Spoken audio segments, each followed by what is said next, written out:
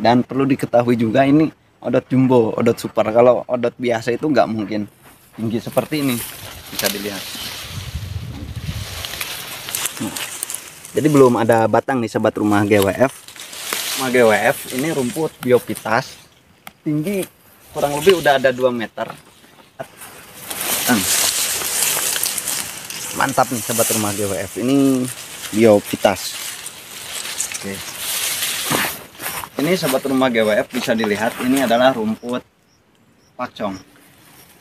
Jadi kalau tinggi sebenarnya lebih tinggi si biopitas. Dan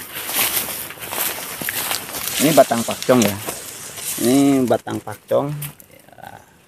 Oke, selamat siang sobat rumah GWF, panjang umur, hal-hal baik, panjang umur pertanian. Kali ini saya akan menunjukkan perbandingan secara pertumbuhan si rumput odot, biopitas dan juga pakcong. Oke, kita langsung ke odot nih. Ini yang di samping saya, bisa dilihat. Ini rumput odot, dan perlu diketahui bahwa penanaman odot, pakcong, dan biopitas ini selisih paling, kalau odot ini lebih dulu sekitar 2 mingguan lah daripada biopitas, dan pakcong, penanaman pakcong dan biopitas paling selisih cuman ya 3 harian lah, 3 hari 4 hari. Tapi ini yang pertama ya si rumput odot ini. Dan perlu diketahui juga ini odot jumbo, odot super. Kalau odot biasa itu nggak mungkin tinggi seperti ini, bisa dilihat. Tapi si rumput odot ini kita tanam di musim kemarau ya, sama ya odot, biopitas, pakcong juga di musim kemarau. Dan secara pertumbuhan ini sangat fatal. Gimana disebut sangat fatal itu karena ini udah beberapa kali penyulaman. Kalau untuk odot itu saya rasa dan yang saya ketahui itu tidak terlalu tahan di saat musim kemarau. Tapi ketika udah tumbuh mantap, bagus, hijau seger. Nah ini odot tinggi ya 1 meter lebihan lah ada.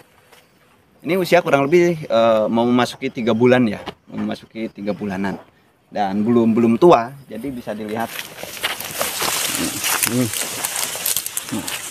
Jadi belum ada batang nih sobat rumah GWF.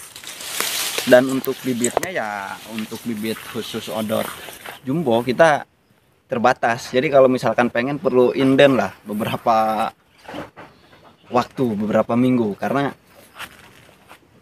si rumput odot ini pengembangannya kita benar-benar pengembangan hasil sendiri gitu kan. Jadi untuk perluasannya juga butuh waktu, karena saya tidak beli dari bibit luar si odot ini. Oke, ini si rumput odot ya, bisa dilihat.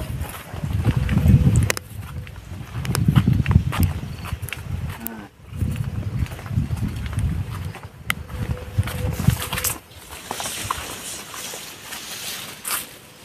kalau ini sahabat rumah GWF, ini rumput biopitas, tinggi kurang lebih udah ada 2 meter.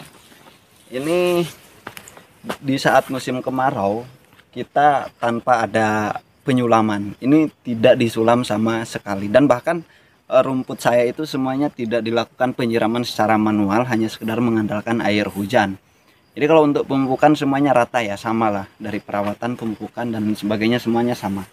Ini bisa dilihat. Mantap nih sobat rumah GWF, ini biopitas. Oke,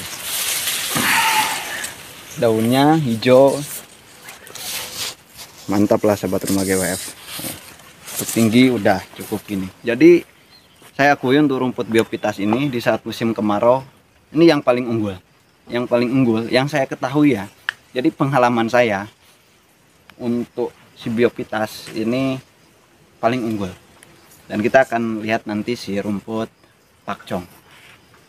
Mantap nih sobat rumah GWF. Protein kasarnya juga kandungannya sekitar 18%-an. Dan kita lihat pakcong. Nah, kalau ini pakcong, sebenarnya pakcong ini udah lama ya, udah hampir 3 tahunan. Tapi kita tidak akan menunjukkan yang ini. Jadi kita menunjukkan si rumput odot, biopitas, dan pakcong yang ditanam hampir berbarengan lah. Kita lihat si pakcong di sebelah sini.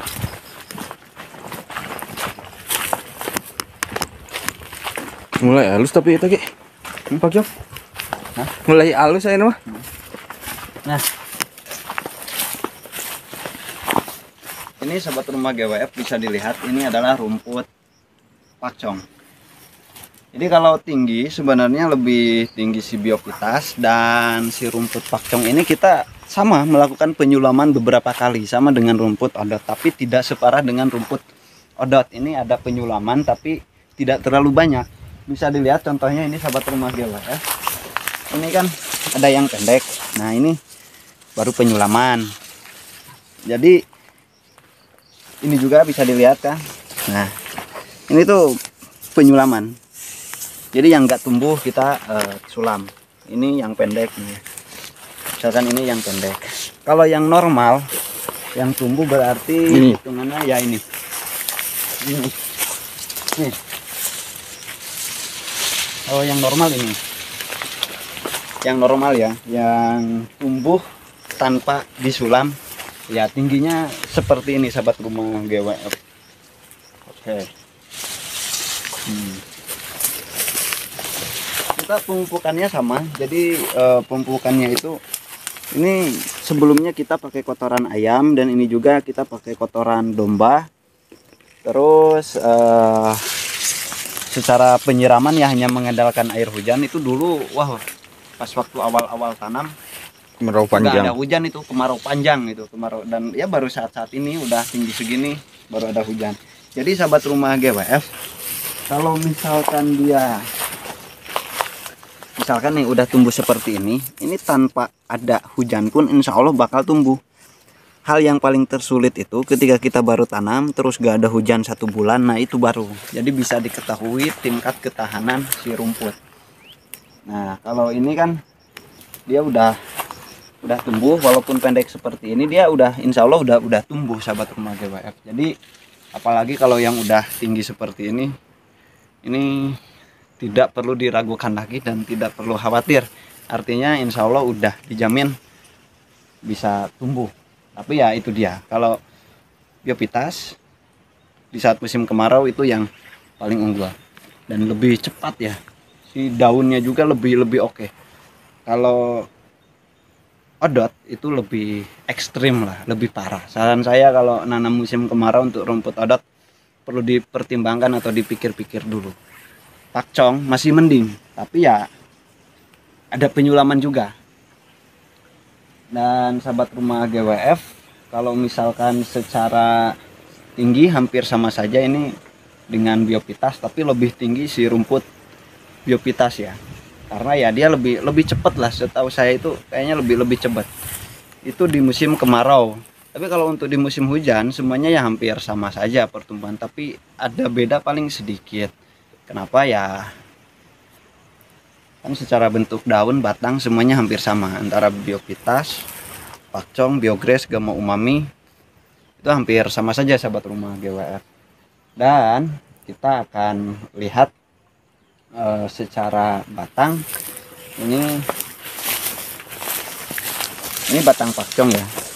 Ini batang pakcong ya, seperti ini sahabat rumah GWF. Hampir sama saja dengan rumput biopitas.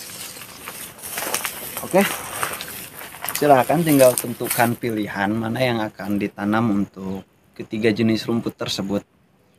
Ya, saya yakin sih biopitas akan booming dan bakal lebih banyak diminati oleh para peternak untuk selanjutnya, karena secara PK kandungan protein itu udah cukup tinggi, sekitar 18%-an.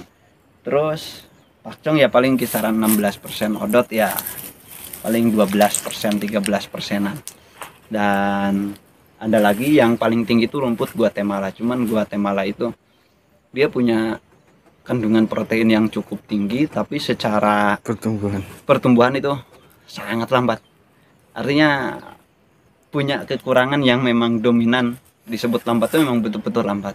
Makanya saya menduga perkiraan saya biopitas itu bakal diminati untuk jangka panjangnya.